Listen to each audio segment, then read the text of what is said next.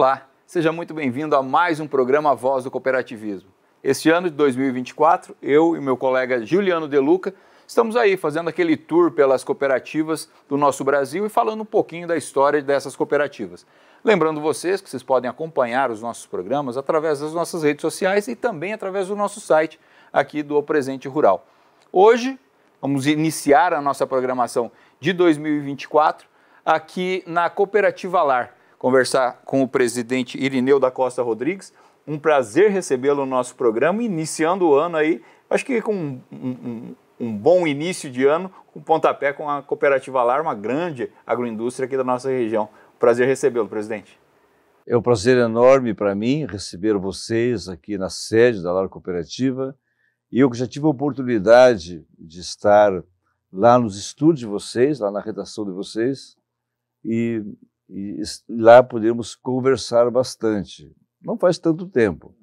Então, começar esse ano de 2024 pela Lar, isso nos enche aí de orgulho e de alegria também. Que bom, presidente. Vamos começar falando um pouquinho dessa história, trajetória da Lar e também da sua história dentro do cooperativismo, como que ela se une com a Lar. A Cooperativa Lar, ela foi criada nos anos 60, quando houve uma migração de pessoas do sul do país para onde hoje é o município de Ibiçal. A Igreja Católica, inclusive através de uma encíclica do Papa João XXIII, que dizia que as pequenas economias deviam se juntar ou em cooperativas, ou outra forma de associação, para poderem unir forças, poderem unidos fazer um trabalho melhor. 5 dioceses, na época, nos anos 60, foram até... O governador da época era Moisés Lupion, ele é bisavô do atual deputado federal Pedro Lupion. Pediram uma ajuda à igreja, e era recursos mesmo. O governador doou essas 5 dioceses 5.000 alqueires, ou seja, 1.000 alqueires a cada diocese, para que eles, ao colonizarem, eles tivessem, então, a ajuda material que eles desejavam. Assim, essas 5.000 alqueires foram localizados onde é hoje o município de Ibiçal, inclusive passou a se chamar Gleba dos Bispos, outros chamavam de Bispolândia, e de tal forma que tinha um padre, que ele foi escolhido para ser o gerente daquela colonizadora, porque era uma colonizadora, trouxeram agricultores do Rio Grande do Sul, da região das Missões, de origem alemã e católicos, pequenos agricultores.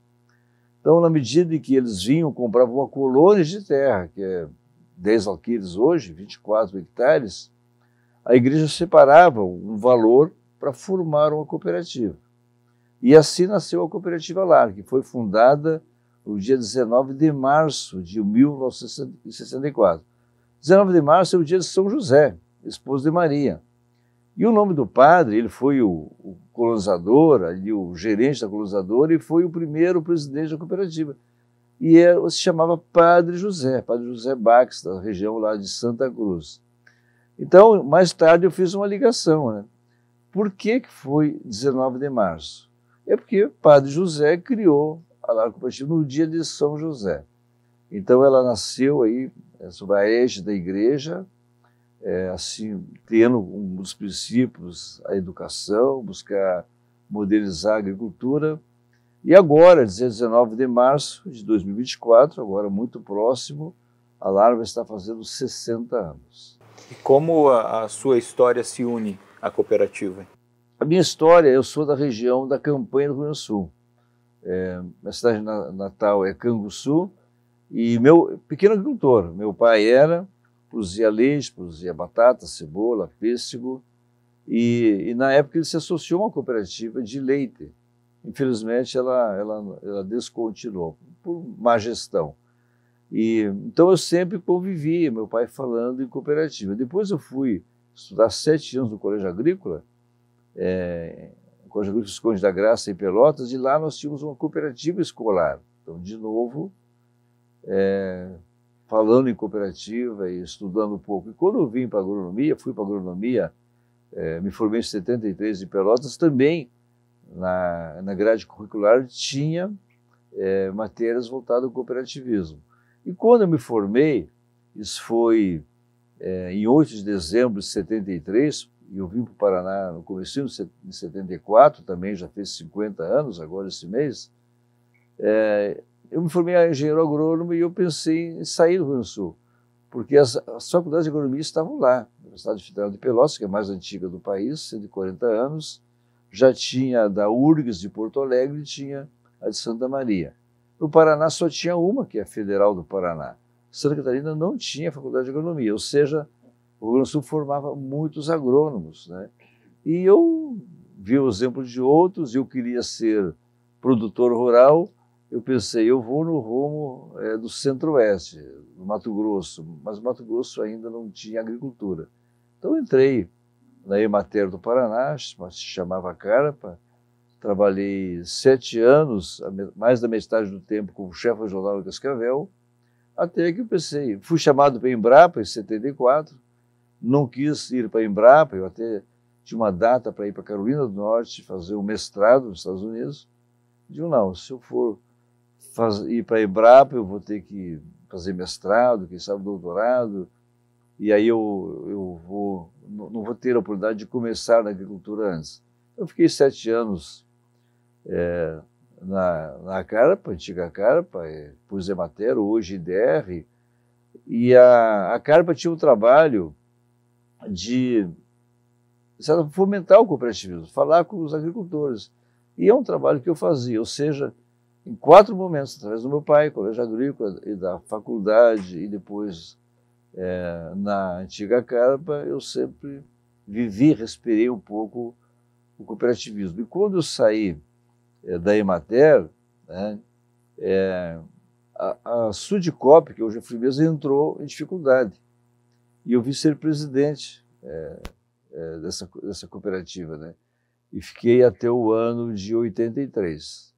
E aí, em 84, 86, eu vim para a Cotrefal como diretor-secretário, que é atual Lar. Fiquei 3 anos meio frustrado, porque a cooperativa não andava, né? E eu aí me afastei. E quando eu voltei em 90 como presidente da Sicredi, aqui nossa de Medianeira. Por 10 anos, ela foi a maior Sicredi do país. E por 9 anos eu acumulei a presidência da Sicredi e da atual Lar, que se chamava Cotrefal. Até que uma hora o Manfred era meu vice-presidente, hoje é o líder do Sicredi Nacional, conversando, né, diz, olha, escolhe, você quer ser presidente da Cotrefal ou da Sicredi? Eu quero a Sicredi. E aí, então, encerrou ali o meu período na Sicredi, né?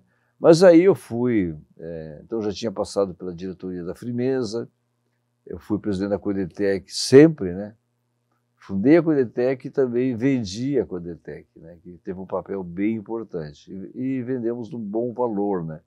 Vendeu por uma decisão das cooperativas, não era a minha decisão, não era a decisão da cooperativa que eu sou presidente, mas a maioria decide. Bacana. Presidente, quando que a Lar decidiu diversificar e agroindustrializar a sua produção? Eu só assumi a presidência da atual Lar com essa ideia de que tinha que 2 coisas fazer, né? Até pelo meu lado assim, de engenheiro agrônomo, de educador pela matéria, que tinha que profissionalizar, que tinha que trazer mais eficiência na agricultura. E também tinha que agregar valor, porque pequenas propriedades, né, tinha que procurar se pagar um pouco mais pelos grãos. Mas pequena propriedade não se viabiliza só com grãos. E nós já tínhamos, através da Frimeza, um pouco de suinocultura e leite. Então, primeiro passo, aumentar a suinocultura, aumentar a produção de leite, buscar mais produtividade, na época criamos os chamados programas de eficácia, e diversificar. Tinha algodão, que estava desaparecendo, aí nós entramos com a cultura da mandioca e de hortigranjeiros, mas mirando frango, até que foi possível, né? Eu estou falando que eu assumi a presidência da atual cooperativa em 8 de fevereiro de 1991. E aí, em 1995, ou seja, 4 anos depois, nós estávamos com o estudo pronto para entrar na avicultura. E aí vem fazer indústria e organizar tudo. E no dia 9 de 99, nós fizemos o primeiro abate de frango. Ou seja, menos de uma década, a Lar já estava agregando valor, diversificada e mais industrializada, porque antes já tinha a indústria de esmagamento de soja, Céu Azul, que é de 1978 ou 79. Presidente, a Lar ela é destaque, né? Tanto em número de colaboradores como associados. O que o senhor podia falar sobre isso, que atribui esse desempenho todo aí da cooperativa? Cresceu o número de associados porque mais agricultores passaram a confiar na Lar Cooperativa, na gestão, vamos falar assim. Nós não tínhamos médios e muito menos grandes produtores associados à cooperativa. Passaram a se associar. E depois aumentou o quadro de associados, quando a Lar foi para o Mato Grosso do Sul, né? Claro, tínhamos associados lá, mas muitos sul-mato-grossenses se associaram na Lar. Como também, quando fomos para o norte do Paraná, pela expansão da avicultura, também temos hoje muitos associados lá.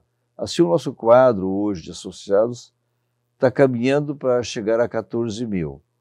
Por termos uma avicultura muito intensa, a Lar se tornou, em 24 anos, a terceira maior empresa de abate de frango do país, a quarta maior da América Latina.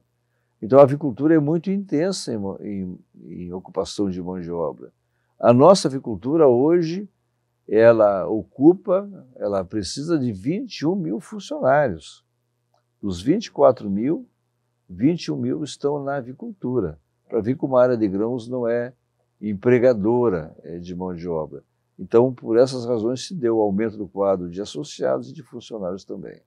E, presidente, só falando ainda em relação ao quadro de colaboradores e dos associados, quais os benefícios ou ações que a cooperativa tem nessas duas frentes aí?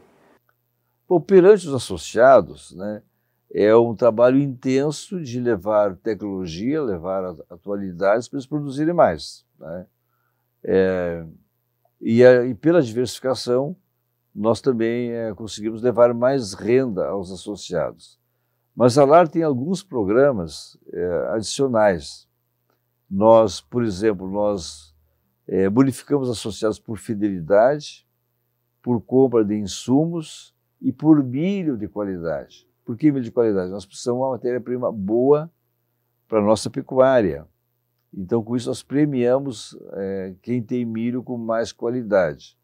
Além de distribuição de sobras, né, podemos levar educação, oportunidades para os associados estudarem. Hoje nós temos, talvez, um curso inédito no Brasil. Nós temos um curso de bacharel em agronegócio para agricultores, fazendo o 3º grau. Estão completando o 2º ano de faculdade, falta mais um ano e pouco, onde eles serão graduados, terão um diploma da PUC. Então, com a Lar Universidade Corporativa, nós fazemos isso, levando essa possibilidade aos associados. E, claro, cursos, isso é a todo momento, cursos seja na área da avicultura, da suinocultura, na área digital, né? Levar educação financeira, inclusive agora criamos a Larcred. E para os funcionários é um trabalho incessante de qualificação, de gerar oportunidades para que nossos funcionários estudem para serem melhores técnicos e melhores gestores. Só um dado, em 2023, a Lar concluiu 10 cursos de técnicos de eletromecânica. 190 funcionários que quiseram fazer o curso foram formados e, com isso, são técnicos de eletromecânica. E só para citar eletromecânicas, podíamos falar em outras áreas, como na área de qualidade, por exemplo, de bombeiro civil, também, nós temos chamado uma escola para formarmos gestores, né? Fábrica de líderes, assim chamamos, já com 6 turmas formadas, com 122 funcionários que receberam conhecimentos para serem melhores gestores. Então, a LAR olha muito esse lado da educação, que vem na linha do S, né? Como também o ano passado nós realizamos 4 casamentos coletivos, 118 casais, né? Sendo, inclusive, nas 4 indústrias de frango, Matelândia, Cascavel, Rolândia e Marechal Rondon. O último casamento, inclusive, aconteceu lá em Marechal Rondon, onde funcionários nossos que vieram trabalhar já moravam juntos, ou que se encontraram, formaram família, mas não tinham tido a oportunidade de se casar. Isso vem na área social também. Então a LAR procura olhar-se de uma forma mais abrangente o funcionário. Presidente, como que o senhor avalia o cooperativismo no ramo agropecuário e o cooperativismo no Brasil? Ele é extremamente necessário, penso que ele vai se expandir, né? Claro que, vez ou outra, alguma cooperativa não tem sucesso, mas a gente sabe por quê, né? Para mim, são alguns fatores, né? Primeiro, uma cooperativa ela vai bem quando ela preenche uma necessidade do agricultor. O agricultor ele tem que precisar da cooperativa, então ele tem uma necessidade. Se a cooperativa preenche essa necessidade, é meio caminho andado. Segundo, tem que ter uma gestão boa.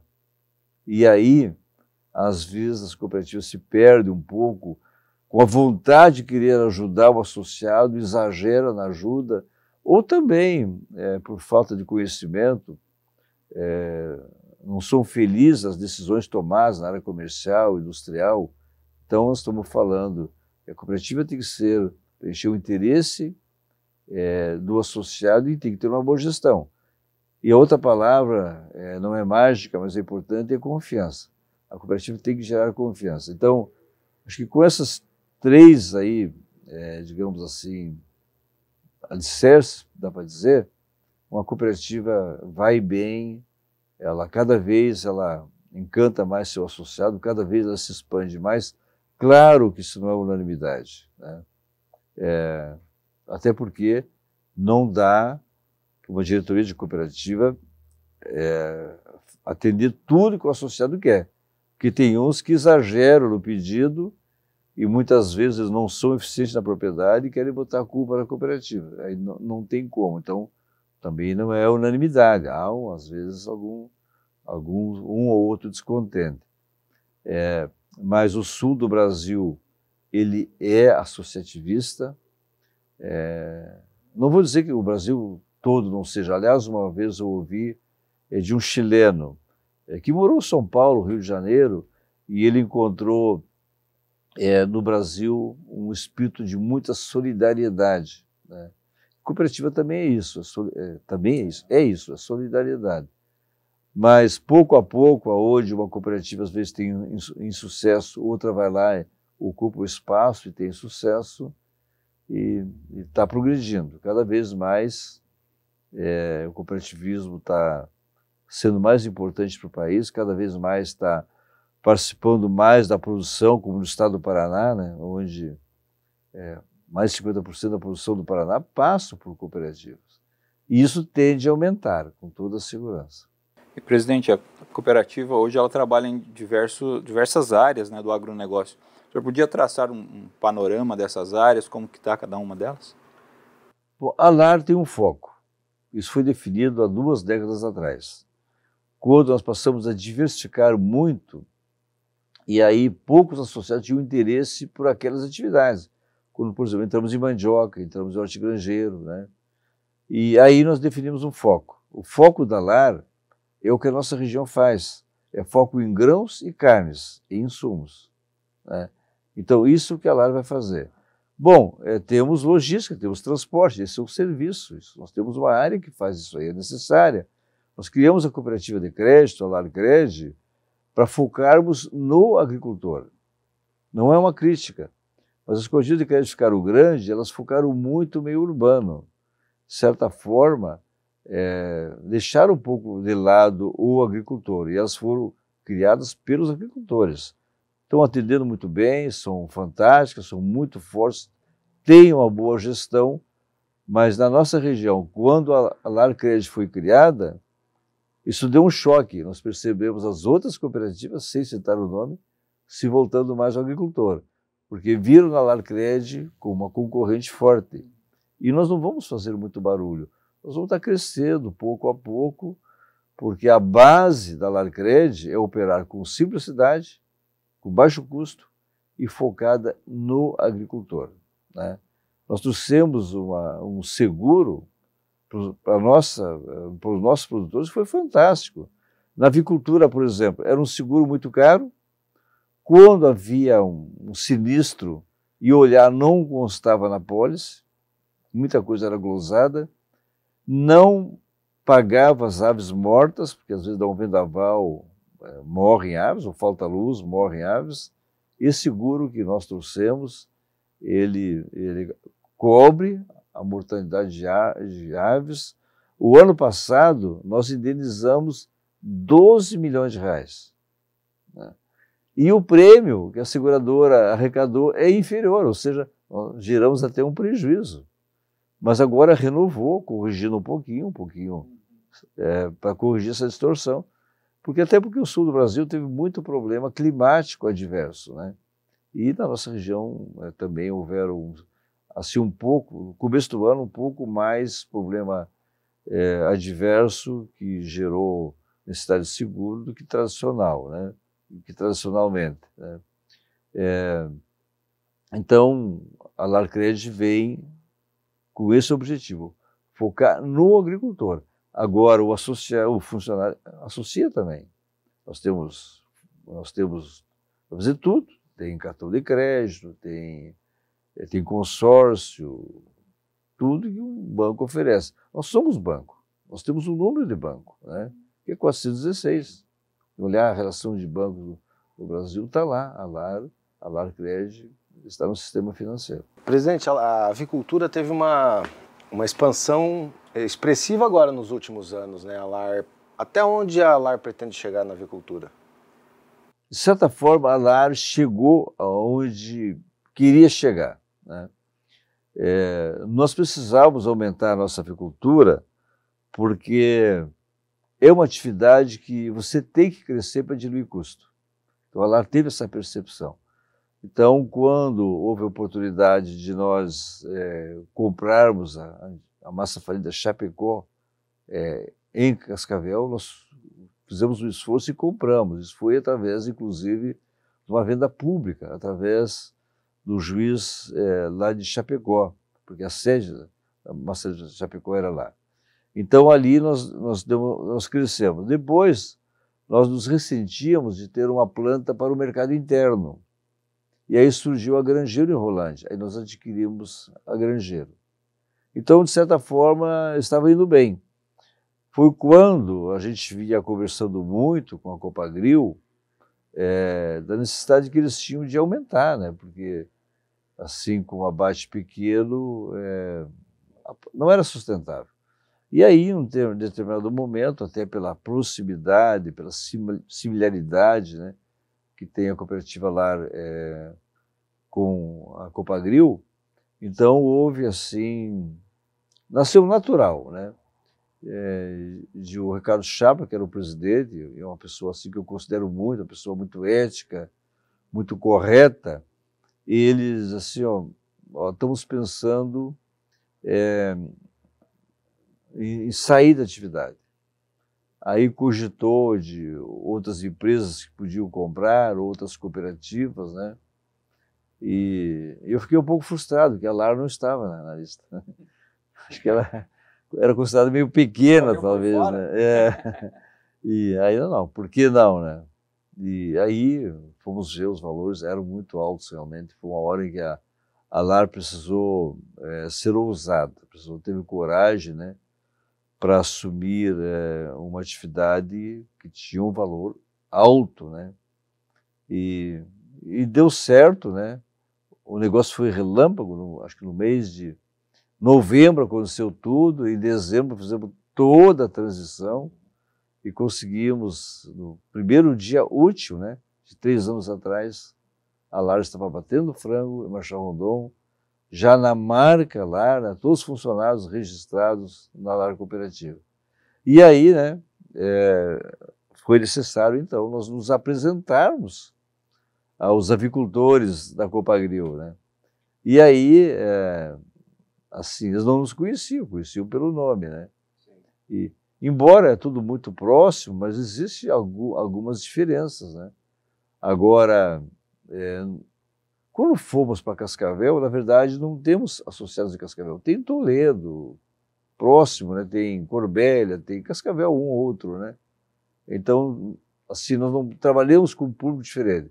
Como fomos para o norte do Paraná, é outra cultura. Lá é mais o paulista, o mineiro, que formou aquela região.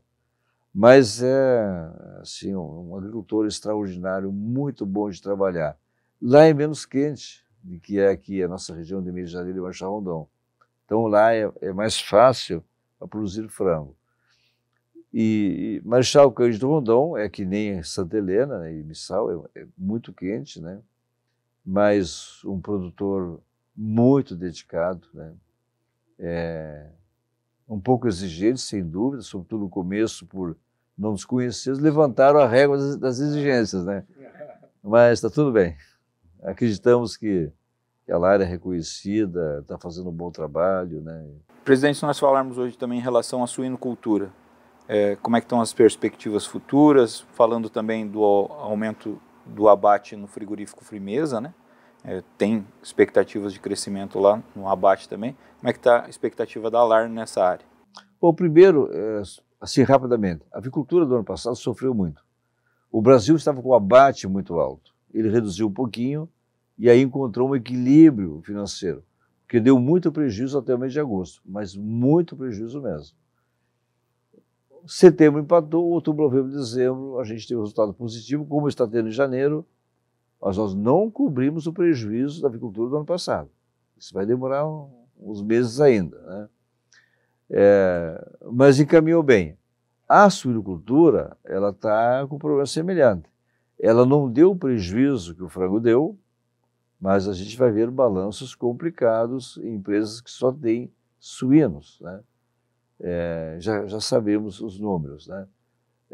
Por quê? Porque a China deu um boom, né, quando ela precisou controlar a peste suína africana. Depois ela se preparou para voltar à produção máxima e modernizada, e ela está comprando pouco, né?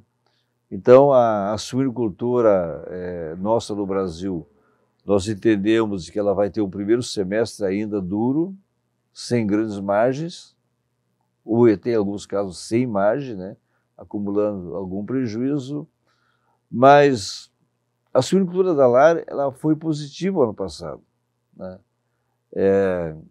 A suinocultura, na nossa forma de ver, no sistema integrado da Frimeza, você tem que olhar o teu custo e sanidade. A LAR tem uma sanidade extraordinária. Então, uma sanidade muito boa, né? Nós não temos, assim, condenações do frigorífico, nós não temos mortes de leitões ou de suínos nas granjas, pouco, né? Então você tem mais produtividade. E quando você tem mais produtividade, você dilui seus custos. Então as duas coisas estão nos fazendo ter resultado. A Frimeza entrou numa época difícil e ela precisa aumentar o abate, porque se ela não aumenta o abate, ela não dilui custos. Então a máquina pesada, ela precisa produzir para se pagar. Mas isso tá acontecendo. Então a Frimeza também passou o ano passado, né? Assim, um ano em que ela teve que arcar com todos os custos de uma indústria começando, né? Então isso não foi assim tão fácil, mas tem bom resultado, né? Porque tem um processo industrial bom, tem uma marca boa, e tem uma boa gestão.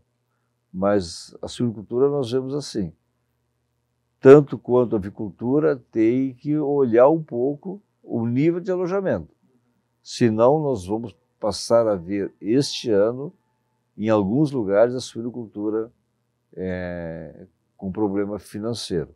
E embora o custo caiu muito, e caiu o preço de soja violentamente, e o milho também teve uma queda, né? Então isso vai repercutir num custo menor. E houve algum aumento de produção ou de produtores para a LAR, já analisando perspectivas futuras aí de mercado?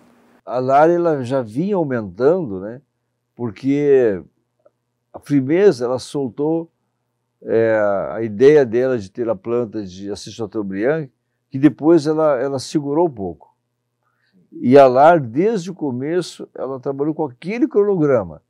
E quando a Frimeza resolveu dar uma segurada, segurou por uns 2 ou 3 anos, nós achamos que não tínhamos como nós segurar. E parar de construir granjas pela metade, depois para retomar, o custo era dobrado. Então, a LAR ela cresceu muito na produção de suínos, tanto é que o ano passado nós entregamos suínos para a Frimeza, para a Friela, para Frivzat, né? Frivate, né? E também vendemos um pouco de suínos no Mercado Livre. Agora, a partir de janeiro, não. Com a Frimeza ampliando o abate, 100% da matéria-prima da LAR está indo para a Frimeza. Presidente, os juros no Brasil, as taxas estão um pouco elevadas, né? Isso tem algum impacto na ideia de crescimento da LAR, das atividades ou dos próprios produtores rurais? Primeiro, a LAR, né? Nós diríamos assim, ela chegou num patamar, num tamanho adequado. Então a LAR não tem assim grandes ideias de expansão. Ela vai investir esse ano mais de 500 milhões para modernizar a parque industrial, aumentar um pouco a frota, ampliar a de grãos, deverá fazer uma unidade nova no Mato Grosso do Sul, né? Então, nós assim, claro, e também estamos olhando o juro alto, nós não queremos nesse momento, mas também não era planejamento. Sim. Como é que a LAR eventualmente poderá crescer? Se surgir uma boa oportunidade, como surgiu a Grangeiro, como surgiu a própria intercooperação com a Copagril. Mas isso não tem nada aqui no horizonte, não estamos assim enxergando, não estamos também indo atrás. Quando alguém quer ofertar alguma coisa, não, a LAR não tem interesse. Mas uma das razões é o juro alto, sim. Com referência aos produtores, nós estamos falando muito para eles, né? Nós temos logística cara, continua, o custo do Brasil, logística cara, a reforma tributária não vai baixar os impostos e o juro deu um sinal de uma pequena queda e não se vê que vai cair muito. Esse juro hoje, ele é um juro caro. Inclusive, produtores nossos que estão ampliando a avicultura. Nós sempre estamos dizendo para eles, olha, o juro está caro. Não, mas eu estou tendo um bom desempenho e já tenho um aviário, ou tenho 2, fazer um terceiro, tudo ajuda, né? Então, é verdade que é uma hora em que o associado à cooperativa, o agricultor, de modo geral, ele tem que olhar para a taxa de juros. Analisando esses conceitos que o senhor acabou de falar, em relação a juros, a logística, quais os principais desafios que a LAR sente hoje? São os juros? São essas taxas? O que mais aflige a LAR hoje? Não, eu diria que para a LAR isso está assim, dominado, vamos dizer assim, né? Porque nós temos aí um estoque de dívida que está caindo ano a ano, né? Até porque nos últimos 2 anos a LAR investiu menos. Então, cada ano nós estamos com índices financeiros melhores. Como não vamos investir muito proximamente, o perfil da dívida da LAR vai melhorar. Então, caindo um pouco o juro, tudo isso aí ajuda. Não é a nossa preocupação, é a questão de financiamento de juros. Não chega a ser a grande preocupação. A preocupação nossa é a queda no preço dos grãos, agora, né? Nós produzimos ainda com custo alto, essa safra que vai colher, ela teve um custo alto, isso vai reduzir a margem do produtor. Então é ver como é que a equação financeira dele vai acontecer. E claro, nós estamos muito preocupados com essas questões de logística, que não melhora nunca, né? As estradas já deviam estar todas duplicadas, não estão duplicadas, elas são deficientes. Se pegarmos as estradas nossas aqui, vamos pegar Medianeira, Meixar Rondon, é um trânsito muito intenso. Não tem acostamento, quanto mais terceira pista. Então, infraestrutura, de modo geral, nos preocupa. Nos preocupa a energia elétrica. A energia elétrica não é adequada para o nível de consumo que nós temos hoje. A toda hora cai energia, morre frango, ou seja, geram insegurança, como as indústrias também. Interrompe a corrente de energia elétrica, as indústrias, as máquinas param, tem que retomar depois, perde-se tempo e há condenação de produto. E quando cai a energia elétrica, tem muita produção que ela precisa ser eliminada. Então, vamos lá, né? Estradas, energia elétrica, nós não temos conectividade, né? Nós não temos sinais bons aqui para as máquinas modernas que temos, teria que ter. Em alguns lugares tem problemas de água, né? As estradas vicinais. Nós estamos, assim, bem preocupados com a insegurança jurídica, não precisamos nem entrar nesse tema. Mas olha o marco temporal. Olha ali o que está ameaçando ali em Guaíra, né? Se isso aí não for controlado, demarcar terras em Guaíra, por que não vão demarcar depois em toda a região Beira-Lago?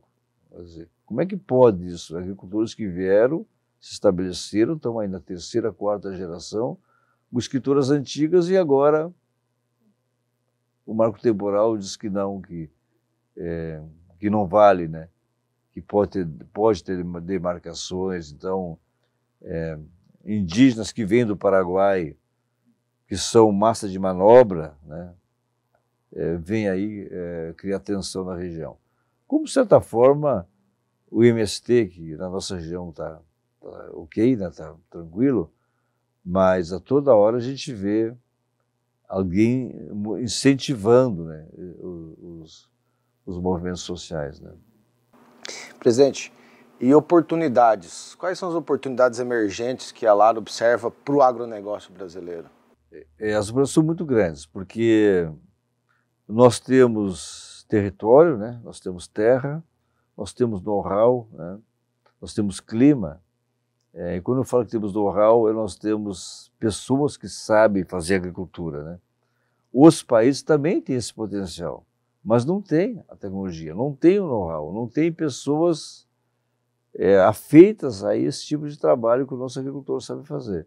Então, por isso, o Brasil seguramente vai cada vez ter uma produção maior, mas, claro, os países começam a criar barreiras, né? Barreiras tarifárias, não tarifárias, sanidade, né? Então, nós precisamos ter um governo, né, que faça um trabalho, um contraponto, que divulgue mais como trabalhamos. Nós temos uma narrativa muito ruim no Brasil. Inclusive os brasileiros, seguido, estão falando de que a nossa produção não é saudável, que agride o meio ambiente, que tem trabalho escravo. É brasileiro fazendo jogo de interesses fora do país, né? Então, e não adianta nós queremos criticar quem nos critica. Não vai dar em nada. Nós temos que sair na frente com uma nova narrativa, né? Falar que agricultura que nós fazemos, né? E chamar os clientes, mostrar para eles. Já ocorreu de clientes da LAR que veio para o exterior, que não tinham vindo ao Brasil ainda, e desceram em Foz do Iguaçu, acho que nem viram o Parque Nacional do Iguaçu, mas no trajeto de Foz do Iguaçu até aqui ficaram surpresos por ver árvores na beira da estrada ou nas beiras de rios, né? Não, tudo que se fala é que o Brasil não tem mais mato, né? Quer dizer, ele não percebeu ou não teve o ângulo para ver o Parque Nacional do Iguaçu. E muitas vezes, uma árvore derrubada na Amazônia, o que for, quer dizer que nós estamos aqui criando frango, derrubando árvore na Amazônia. Estamos a 3.500 quilômetros, sabe? Então, essa narrativa, ela precisa ser construída, né? Para que a gente seja melhor visto lá fora do país, né? Presidente, qual que deve ser o resultado da colheita de verão aí da LAR e como está o plantio para a segunda safra? Nós estamos tendo assim uma colheita com uma amplitude muito grande na produtividade. Nós temos lavouras dando 100 sacos por alqueire e lavouras dando 200 sacos por alqueire, ou seja, excelentes produções e uma deixando a desejar. Na média, nós vamos ter uma boa safra, quem sabe até indo no sentido de ser muito boa. Então, é uma boa safra. Esses calorões que houveram, eles anteciparam um pouco a colheita do soja. Então nós vamos plantar o milho aqui na melhor janela. Estamos plantando milho em pleno janeiro, quando ele pode ser plantado durante todo o mês de fevereiro até os primeiros dias de março. Então nós acreditamos que vamos ter uma boa mais, vamos chamar assim, lavoura de soja, e nós vamos estar plantando milho em condições de ter uma excelente safra. Claro, não pode faltar chuva no outono, não pode vir um frio rigoroso antecipado. Tudo isso faz parte da produção agrícola e nós dependemos do clima, né? Por falar em clima, presidente, o clima, vamos dizer, está bem agressivo nos últimos tempos aqui no Brasil, né? Como que a cooperativa observa esse cenário? Como a cooperativa está lidando com essa questão de mudanças climáticas ou mesmo eventos extremos? A gente sabe que não tem como controlar, né? Mas como que a cooperativa Lar observa isso? Bom, o aquecimento climático é uma realidade, né? Não tem como alguém negar isso aí, né? Em função dele, acredito, como consequência, nós temos tido cada vez mais desastres ambientais, né? Ou granizo, ou vendavais, ou excesso de chuva. Olha o que aconteceu no Rio Grande do Sul, né? Em regiões aí que nunca tinha acontecido, de cidades inteiras se alagadas, derrubar pontes, as águas de chuva invadir frigoríficos, né? Então, isso aconteceu muito no Rio Grande do Sul, mas aconteceu também até Santa Catarina, Paraná e até São Paulo. A nossa região foi uma região que ficou protegida esse ano. Nós não tivemos aqui grandes problemas. Houveram, sim, em algum lugar um granizo, uma ventania, um vendaval, isso houve, mas muito localizado, né? A Lar tem já, de muito tempo, um trabalho na área de sustentabilidade. Primeiro, essa questão de reservas legais, de proteção de nascentes, de beiras de rio. É feito um trabalho muito bom. Na questão do plantio direto, né? Também, claro, isso aqui não impacta muito o clima, impacta a geração de dióxido de carbono, isso aí sim, né? Nós temos agora o programa de sustentabilidade, onde já centenas de propriedades já foram certificadas pela Lar Cooperativa, né? Nós vamos ter, inclusive, amanhã de manhã um evento aqui na Lar com produtores que tiveram suas propriedades já certificadas. Cada ano tem. Premiamos, inclusive, até com uma viagem aí para uma determinada região do país. Nós estamos trabalhando assim também para praticarmos uma agricultura regenerativa, uma agricultura que controla um pouco mais o uso de fertilizantes químicos, defensivos também, e partimos um pouco para defensivos biológicos, que vem então na esteira da agricultura regenerativa. Isso tem empresas fazendo, tem pesquisa, e a Lar está se somando a quem está fazendo isso já com alguma experiência, para nós anteciparmos o quanto mais possível. Mas aqui é desmate zero, né? Acho que deverão, inclusive, aumentar as áreas reflorestadas, não só com o eucalipto, né, que também é uma necessidade, mas com nativas também.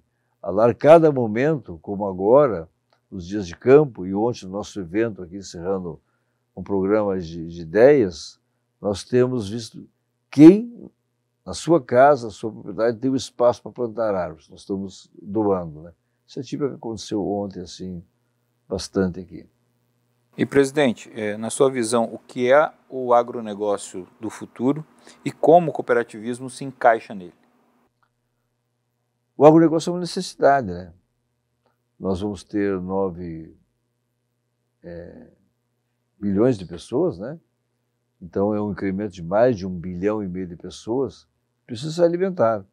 E tem muitas regiões do mundo que as pessoas passam fome.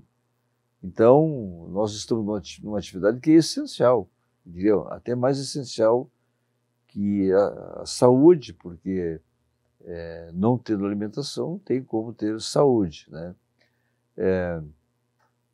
Então, isso tem uma perspectiva muito grande para o nosso país. Cada vez mais a gente observa, né?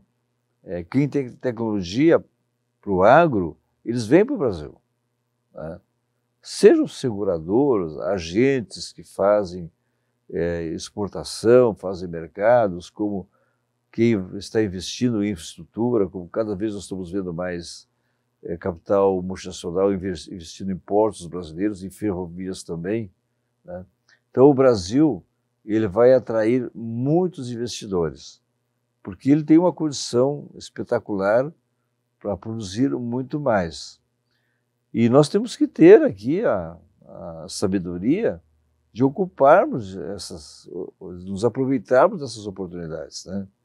E sim, eu penso que as cooperativas estão fazendo isso. A LAR não cresceu nos últimos anos à toa, né? Ela buscou crescer, ela se preparou.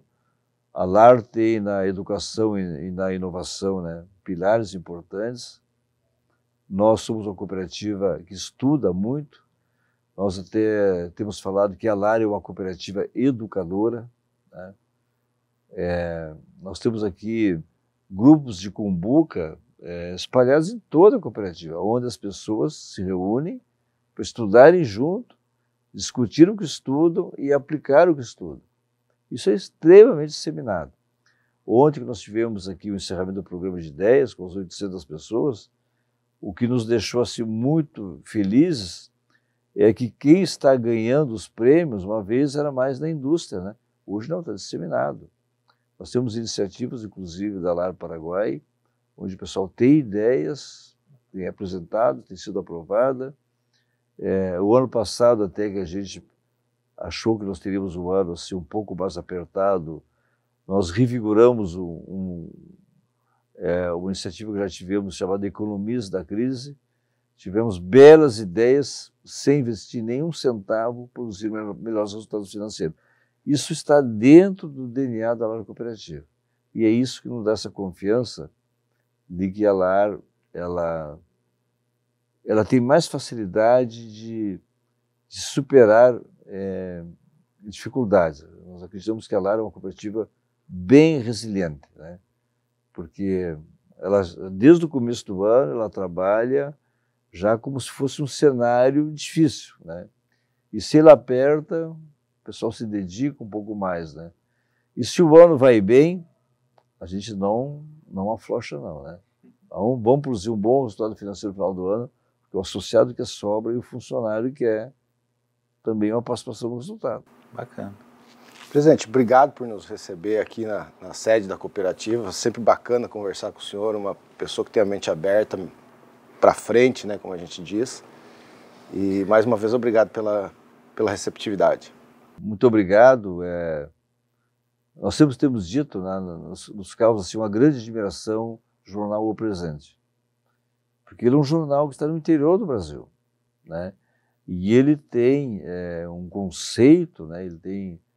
A pessoa tem uma admiração como um órgão que se tornou bem importante e com foco, né? Então, por isso, há essa admiração e a LAR fica muito feliz de poder ser parceira do Presente, né? Em algumas iniciativas, e nós vamos ter esse ano a LAR fazendo 60 anos, né? Vamos celebrar os 60 anos. Depois nós vamos estar comemorando os 25 anos de avicultura também. Então são momentos, né, em que a LAR já ia ter a iniciativa de procurá-los, mas claro, já podemos ir conversando. A gente vai estar junto, com certeza. Certamente estaremos presentes nessas datas aí. Os eventos de vocês lá, que são admirados, né? E por isso que cada ano ele está crescendo mais, né? Queremos ser parceiros, sim.